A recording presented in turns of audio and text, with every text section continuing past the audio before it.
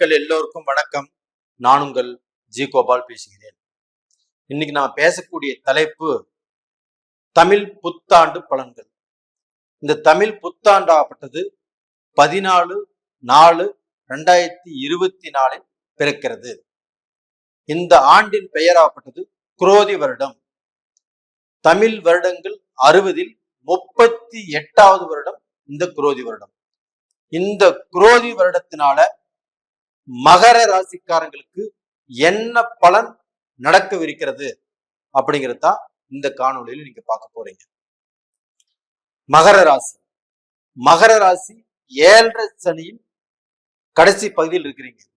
இந்த காலகட்டத்தில் குரோதி வருடம் உங்களை காப்பாற்ற போகிறது.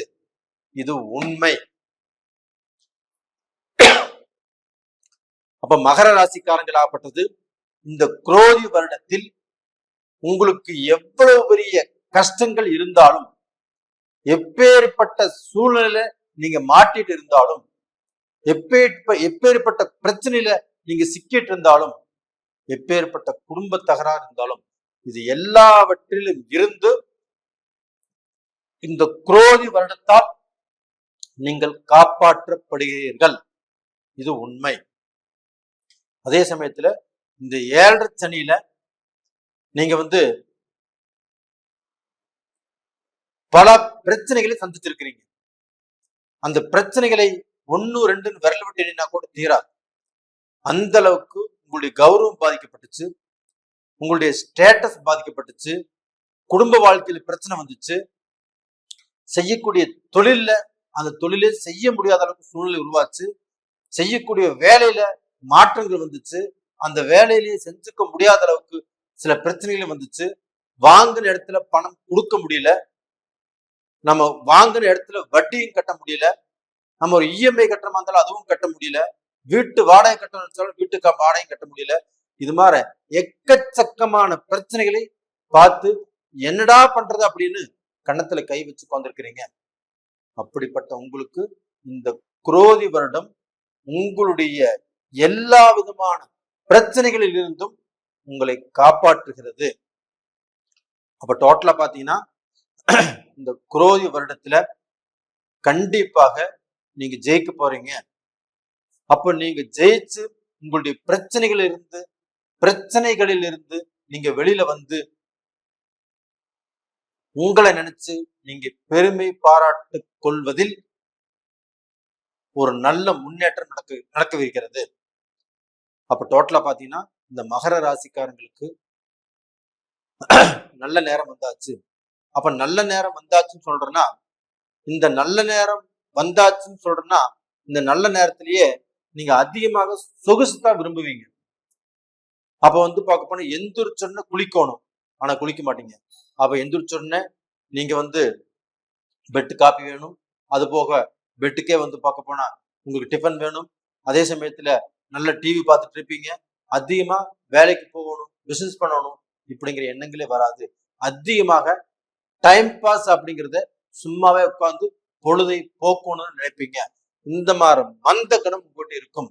ஃபர்ஸ்ட் அந்த மந்த குணத்தை நீங்க பார்க்க போனா அதுல இருந்து நீங்க வெளியில வந்தாதான் நீங்க சம்பாதிக்க முடியும், சாதிக்க முடியும்.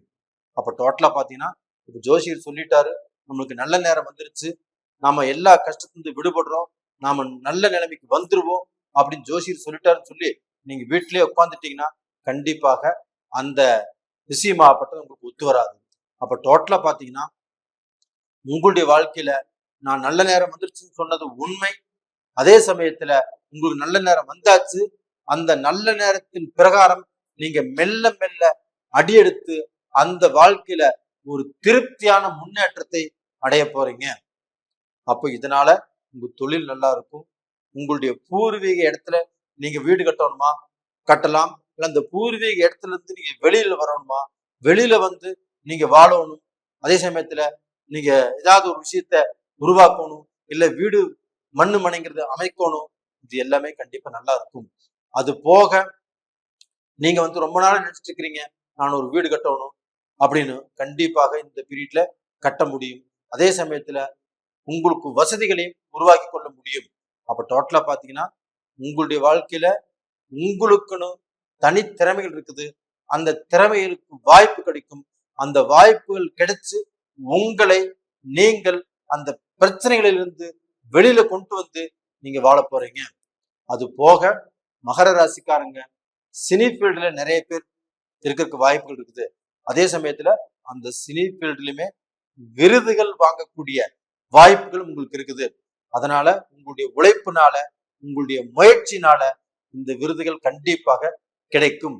அது போக சினி ஃபீல்ட்ல இருக்கிறவங்க, ஹாலிவுட்ல இருக்கிறவங்க பாலிவுட் போகக்கூடிய வாய்ப்புகள் உருவாகும். அப்போ நீங்க மீண்டும் மீண்டும் முன்னேற்ற பாதையில போக வாய்ப்பு இருக்கோ இல்லையோ, கீழே போகக்கூடிய வாய்ப்புகள் இல்லை. அப்ப எந்த தொழில் செஞ்சிருந்தாலும் அதுல ப்ரமோஷன் கிடைக்கும். கவர்மெண்ட் தொழில இருந்தாலும் அதுலயும் ப்ரமோஷன் கிடைக்கும். ஒரு அரசியல்ல பிறர் போற்றக்கூடிய அளவுக்கு, எல்லாரும் கையெடுத்து கும்பிடக்கூடிய அளவுக்கு ஒரு நல்ல பொசிஷனுக்கு வரக்கூடிய வாய்ப்புகள் இருக்குது. அப்ப அதுல எம்பி ஆகக்கூடிய வாய்ப்புகள் இருக்குது. சிலருக்கு மந்திரி ஆகக்கூடிய வாய்ப்புகள் இருக்குது. சிலர் அட்ரஸே இல்லாமல் எங்கேயோ இருந்திருப்பாங்க, அவங்களுக்கு சில வாய்ப்புகள் கிடைக்கக்கூடிய சூழ்நிலையும் இருக்குது. அதனால மகர ராசியில பிறந்தவங்க தனக்கு தைரியத்தை வரவழைச்சு கொண்டு நம்ம நல்லா இருக்க போறோம் அப்படிங்கிற அந்த திருப்தியில இந்த வருடத்துல ஒரு நாள் கூட நீங்க வேஸ்ட் பண்ணாமல் நீங்க பார்க்க போன முயற்சி செய்யுங்க. கண்டிப்பாக முன்னேற்ற பாதையில நீங்க வருவீங்க. அதே சமயத்துல இப்ப இந்த மகர ராசியில் இருக்கிறீங்க வச்சுக்கோங்களேன், மகர ராசியில் இருக்கக்கூடிய எதிர்பார் இனத்தவருக்கு அவங்களுக்கு மகர ராசிக்காரங்களால கண்டிப்பாக நல்லது நடக்கும். அப்ப பாத்தீங்கன்னா இப்ப அந்த எதிர்பார் இனத்தவருக்காகப்பட்டது மகர ராசிக்காரங்களால நல்ல விஷயங்கள் நடக்கக்கூடிய வாய்ப்புகள் இருக்குது. அப்ப அதன் மூலியமாக கண்டிப்பாக நீங்க நல்லா இருப்பீங்க. இது போக கணவன் மனைவிக்குள்ள இருக்கக்கூடிய பிரச்சனைகள் கண்டிப்பாக தீரும். ரெண்டாவது பாத்தீங்கன்னா இந்த 7 சனியிலுமே இப்போ கடகராசிக்காரங்களுக்கு அஷ்டம சனியில சுபகாரியங்கள் நடக்கும் நான் சொல்லியிருக்கிறேன். அதே சமயத்துல இந்த மகர ராசிக்காரங்களுக்கு இந்த 7 சனியிலுமே தடைப்பட்ட திருமணங்கள் நடக்கும். அப்ப எனக்கு இன்னும் நான் செட்டில் ஆகல, இன்னும் எனக்கு வேலையில நல்ல சம்பளம் வரல, எல்லாம் வந்ததுக்கு அப்புறம் தான் நான் கல்யாணம் பண்ணிக்கணும்னு சொன்னா நிறைய பேருக்கு கல்யாணம் ஆயிருக்காது. அது எல்லாமே நடக்க வேண்டிய நேரத்துல கரெக்டா நடக்கும்.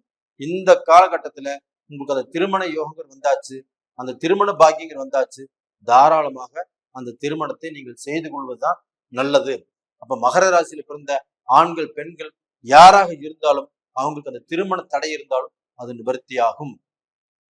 அது போக உங்களுடைய மக்கள் வழியில நீங்க பார்க்கணும், அவங்களை அதிகமாக வாட்ச் பண்ணி அவங்க இப்ப படிக்கல, விளையாட போறாங்க, பசங்களோட சேர்றாங்க, எந்நேரம் போன் பேசிட்டு இருக்கிறாங்க, இது மாதிரி அவங்களுக்கு குறை சொல்லி அவங்க மூலியமாக சங்கடத்தை தேடிக்கொள்ள வேண்டாம். அப்போ அவங்களை என்கரேஜ் பண்ணுங்க. அவங்க நல்லா இருப்பாங்க, அவங்க நல்ல நிலைமைக்கு வருவாங்க. அவங்க மூலியமாக உங்களுக்கு சந்தோஷம் கிடைக்கும், ஒரு திருப்தி கிடைக்கும், அவங்களுக்கு நல்ல வேலை கிடைக்கும். அந்த வேலை மூலியமாக நீங்க சந்தோஷப்படலாம். இது மாதிரி மக்கள் நல்ல முன்னேற்ற பாதையில் போவதற்குண்டான வாய்ப்பு இருக்குது. அவங்களை நீங்கள் குறை சொல்வதனால கண்டிப்பாக உங்களுக்கும் அவங்களுக்கும் மன வேற்றுமை வரக்கூடிய வாய்ப்புகள் இருக்குது. அந்த மன வேற்றுமை வராமல் பார்த்துக்கோங்க. அது போக இந்த 7 சனி காலகட்டத்துல உங்களுக்கு இந்த நரம்பு சம்பந்தப்பட்டது, இந்த மூச்சு சம்பந்தப்பட்ட பிரச்சனைகள் வரக்கூடிய வாய்ப்புகள் இருக்குது. அப்படி வந்தாலும் பெருசா எதுவுமே பாதிக்காது. அப்ப அதற்கு வைத்தியம் பார்த்துக் கொள்வது கண்டிப்பாக நல்ல ஒரு விசேஷமானது. அப்போ கரெக்டான இடத்துல வைத்தியம் பார்த்துக்கோங்க, கண்டிப்பா அது கியூர் ஆகும், நல்லா இருப்பீங்க. அப்ப நேயர்களே, இந்த பதிவு பிடிச்சிருக்குன்னு நினைக்கிறேன். பிடிச்சிருந்தா லைக் பண்ணுங்க, சப்ஸ்கிரைப் பண்ணுங்க, ஆல் அப்படிங்கிற பெல் பட்டனை பிரஸ் பண்ணிக்கோங்க. உங்க ஜென்ம ஜாதகத்துல நடக்கக்கூடிய தசா புத்திகள் உங்களுக்கு சாதகமா இருக்குதா பாதகமா இருக்குதான்னு பாருங்க. அப்படி பார்த்துட்டு நீங்க அடுத்த ஸ்டெப் என்னங்கிறத எடுத்து வைங்க. அப்படி பார்க்கணும்னு நினைச்சா கீழே 2 நம்பர் கொடுத்துருக்கோம், கான்டாக்ட் பண்ணுங்க. உங்களிடமிருந்து விடைபெறுவது உங்களின் ஜி கோபால். நன்றி, வணக்கம்.